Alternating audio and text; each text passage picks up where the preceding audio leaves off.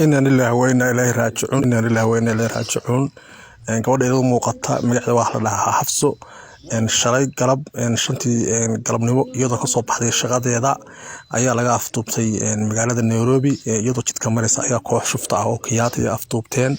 ilaa shalay waa la baafinayay maanta ayaa gabadhii waxa weeye muuqaalkaas laga soo duubay qolada shuftada ah oo afduubatay ayaa muuqaalkaas soo duubay waxayna u soo dureen eheladoodii waxay sheegeen in u baahan yihiin lacag gaaraysa 5 milyan sawjeedaan gabadha gacmaha waa farax xitaa waa laga jarjaray waxa weeye wajiga meel kasta oo ka dilan tahay waxay dalbadeen in la siiyo lacag 5 milyan ah mobilka ay ka soo hadleen ayaa lagu baadi doonay GPS-ka iyo GPRS-ka